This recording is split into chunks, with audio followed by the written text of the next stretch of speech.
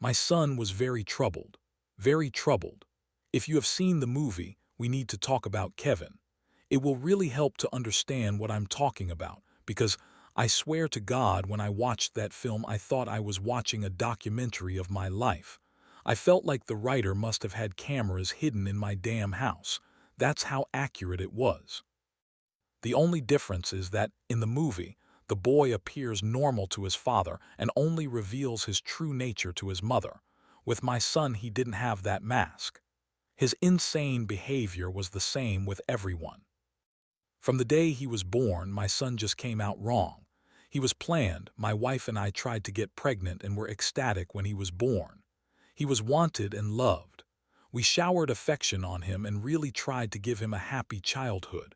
But from the day we brought him home from the hospital, he was miserable. He cried for 13 months straight.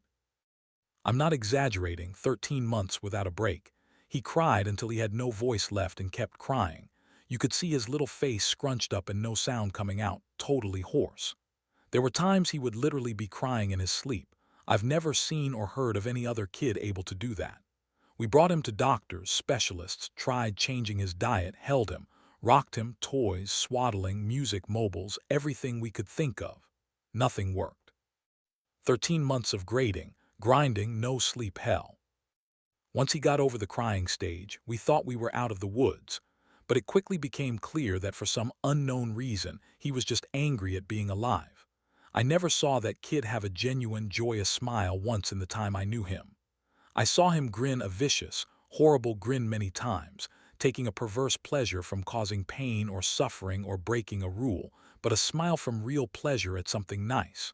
No, never. Not once. He had no interest in anything positive. He was fueled by hate, and everything he did was bent toward that.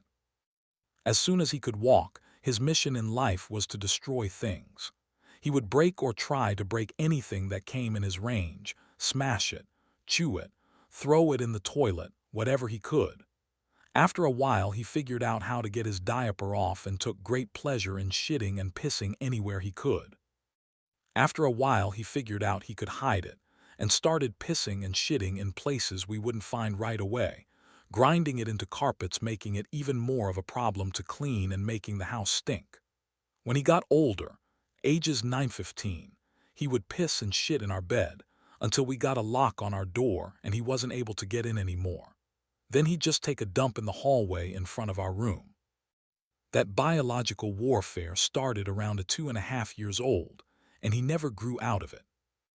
I'll try to speed it up, as I could literally go on for days about this stuff, but as he grew older, he became more and more unmanageable. He would bite, kick, scream, scratch, and spit at anyone trying to do anything with him. He was kicked out of school twice before he was 9, then let him back in and then kicked him out for good. He had to change schools. The next one put him in a special class that kept him away from the other students. We had to install a door and lock on the kitchen because he would steal knives and use them to gouge the walls, furniture, or chase people with them. When he was 10, he stabbed me pretty good in the hip and ass. I still have the scars. As he grew older, he grew darker. He moved into setting things on fire and torturing local animals. There was a stray dog that hung out around the park near our house. My son blinded it in one eye with a barbecue fork. He would dip cats' tails in gasoline and light them on fire. He became a violent, stinking, vicious beast that lived in our house. We couldn't do anything with him. I will take this opportunity to preempt the tsunami of messages. Yes, we had the kid in fucking therapy. He saw a psychiatrist twice a week and had God knows how many different medications prescribed to him over the years. Nothing worked. Therapy didn't work. Meds didn't work. Nothing fucking worked. He was like a poison cloud of hate and fury lashing out at anything in his reach. When my son was 16, my wife got pregnant again. I can't tell you how different our reaction was. Instead of joy, we felt horror. This pregnancy had not been planned, and we really were at a loss over what to do. My son had been such an unending nightmare for 16 years. We couldn't take the idea of starting again from the beginning. We talked a lot about terminating, but access to abortion was not as easy in those days as it is now, and my wife was very against it. We talked about many options. In the end, we decided that my wife would have the baby, and if it turned out evil, we would put it up for adoption. We knew we just couldn't do it again with another child like our son. We had a daughter, she was normal. Suddenly we saw what our lives should have been like the whole time, how things would have been had our son not been himself. She laughed at things. She breastfed without biting, she didn't have teeth yet anyway, but you could tell she was just trying to eat, not tear her mom's breast off. After 4 months she was sleeping through the night. She was happy. She was normal. I can't describe the relief and happiness that we both felt. I don't have the words for it. This where I believe I may have started really pulling back from my son. Up until that time, whatever mistakes I made, I had always tried to do the best for my son. I am convinced of that. I tried to help him and love him and care for him. I really tried. But when my daughter was born, my wife and I both instinctively just turned toward her. She became our focus, not from malice, but just because she was so much easier. She was so happy and sweet. Every moment we were with her was like magic. I understand this was wrong, but we honestly couldn't help it. I don't have a better explanation than that. My son hadn't given a shit about my wife being pregnant. I honestly don't know if he really understood it, but when we brought our daughter home, he started acting out even more. I didn't think it was possible, but he took it up another notch. At this time, he was 17, and we were having blowout screaming matches daily. Usually after we fought, he would storm out of the house and disappear for hours at a time or come back the next morning. It was a relief. I started to actually look forward to our fights because it would get him away from us for a while. After the birth of our daughter, my relationship with my son was almost entirely gone. Our only real interactions were screaming at each other. My wife was even worse with him. She just had nothing left. By that time, if our son even came into the same room as her, she would just stop whatever she was doing and start screaming, "Get the fuck away from me. Get away. Get the fuck out," until he left. He started spending more and more time out of the house, which was a blessing for us. I have no idea what he got up to out in the world, but we were just happy it wasn't being inflicted on us. As a consequence of our son's behavior, we had invested heavily in locks around our house. All of the cheap, thin interior doors in our home had been replaced with thick, dense wood doors that couldn't be kicked through, equipped with keyed locks that my wife and I carried keys to. I know it sounds extreme, but locks and heavy doors were the best way we had found to create safe spaces from him.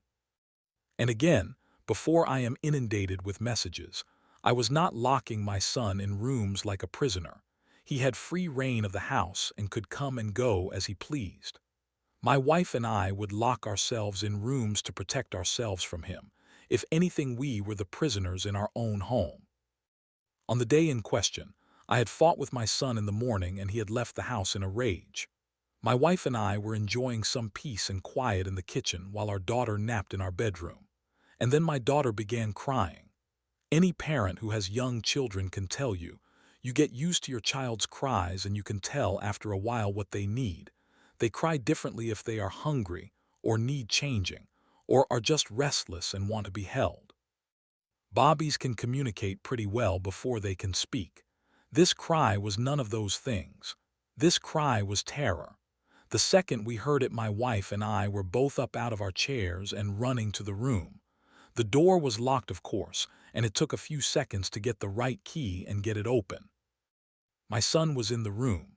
We lived in a bungalow and the bastard had climbed in the window to get to her. He was standing over her crib with a steak knife in his hand. I have no idea where he got it. It wasn't one of ours. We controlled our knives very carefully and always kept them in locked drawers. I think he may have stolen it from one of our neighbors' houses. He had broken her skin twice already, once in the belly area and once on her arm. I could see blood running down. When I entered the room, he was dragging the back of the knife down her face, not cutting, almost tickling her with it, teasing her while she screamed. He looked up at us and smiled. Before I knew what I was doing, I was already moving, running to put myself between them. I didn't think about it. I just moved instinctively. Even with that, my wife got there faster. It was like a movie on fast forward. She got to our son and bashed his hand away. knocking the knife across the room, and then shoved him with her whole body weight, so hard that he flew away from the crib and bounced off the wall. I picked up my daughter and held her while my wife screamed us. I could see her shaking, almost convulsing. I can remember the smell of the room, the sound of my daughter screaming and wailing, the look on my son's face as he stood there, just nothing. Blank dead, there was nothing in his eyes, no emotion. He looked like an alien to me. I watched my wife take a step toward him. I could have reached out and stopped her, but I didn't. She stepped forward again, very close to him. I could have stopped her again, but I didn't. She waited, looking at him for maybe 3 to 5 seconds without moving, and then she punched him in the face. Now, until this point, you may have been picturing my wife as a typical woman, small frame, dainty, delicate. This is not the case. My wife does have a small frame, but dainty and delicate she is not, never has been since I've known her. Since her early teens, my wife has been a boxer. MMA didn't exist back then, but karate and boxing were big in those days, and my wife was a very talented amateur. She was about 130 pounds. She carried a lot of muscle and she knew how to punch. I had 70 pounds on her back then, and I have no doubt that in a real fight between me and her, she could have and would have pounded me flat. Neither of us had ever laid a hand on our son in anger before, but something broke in her that day, and all the years of anger and pain and sorrow and frustration just came pouring out. When she hit him, his head snapped back and blood started pouring out of his nose. He hardly reacted. He just looked at her with this shocked expression like he didn't know how to process what had just happened. She waited another second, and then she hit him again. I could have reached out and stopped her. I could have dragged her out of the room, taken her away, calmed her. I didn't. I just stood there and watched while she systematically started to pound him to a pulp. Every time he brought his hands to cover one part, she would blast him somewhere else. Body, head, over and over. He started screaming, crying out, yelling for her to stop. It's the most genuine reaction I'd ever seen him have to anything in his whole life. But she wasn't stopping. I watched her ramping up, hitting harder, faster, working him like a heavy bag. He tried to swing at her and she slipped him easily. She was on autopilot, sinking down into her training. I stood there watching for a minute. Then I turned my back on them and took my daughter out of the room. I brought my daughter to the kitchen and gave her a bath in the sink. I found that he had cut her a third time on the sole of her foot. All the cuts were superficial. I cleaned her up and held her until she calmed. I put polysporin and band-aids on her cuts. In our bedroom, I could hear my son screaming, calling my wife horrible names, telling her he would cut her head off and fuck her corpse. After a while, I didn't hear him saying anything anymore, didn't even hear him crying out. I assumed that he must have been knocked out, but I could still hear her beating him. That went on for a long time, long enough for my daughter to drift off to sleep in my arms. I just sat at the kitchen table waiting for her to finish. Finally, she came out and sat down across from me. Her hands were swollen and red. Her face and arms were splattered with blood. Her chest was heaving. We just stared at each other without saying anything. After a while, I asked her, "Is he dead?" She looked back at me and answered, "I fucking hope so." I nodded. That was all there was to say about that. I understood how she felt perfectly. I felt the same. I didn't know what to do, so we just sat there waiting silently. Eventually, my wife started crying and went to go take a shower. I just stayed where I was holding our daughter. After a long while, I heard moaning and sobbing coming from our room. It turned out that my son wasn't dead. I went in to see how bad it was, and it was pretty bad. I've never seen a more merciless beating laid onto anyone before or since. He was lying on the floor, rolling around with blood leaking out of his face, lying in a pool of vomit. His nose was squashed flat out across his face. Both of his eyes were completely swollen shut and starting to blacken already. I could see that a couple of his fingers were bent out at weird angles and he had pissed his pants. I think he must have been missing teeth, but I couldn't see any on the floor and I couldn't see inside his mouth. His lips were all puffed up and swollen. From talking to my wife about it later, I know now that she had systematically beaten every part of his body, focusing heavily on his legs. She told me she kicked him in the groin repeatedly until her legs got tired. and had kept beating his body long after he had passed out. When my wife came out of the shower, I still didn't know what to do about our son. I didn't know whether to call the police or an ambulance, take him to the hospital myself. I honestly didn't have any idea what to do. After a while, I realized that I simply didn't care what happened to him anymore, and we decided to just let him live or die on his own. There was an in-law suite in the basement that we had never really used, and my wife, my daughter, and I just moved down there. We simply ceded the top floor of the house to my son and locked everything down, separated our lives entirely. There was plenty of food in the upstairs cabinets, enough for a couple weeks or more. He had a washroom and bedrooms to use. We had a washroom in the basement, a small kitchenette, and a separate entrance, so we just stopped going upstairs. We just decided we were done with him. I figured we'd let his food run out and see what happened. Over the next week, we could hear him moving around upstairs sometimes. I think he just spent most of time lying in bed recovering. I went to work, watching on high alert in case he attacked me in the driveway, but he never did. My wife stayed home with our daughter.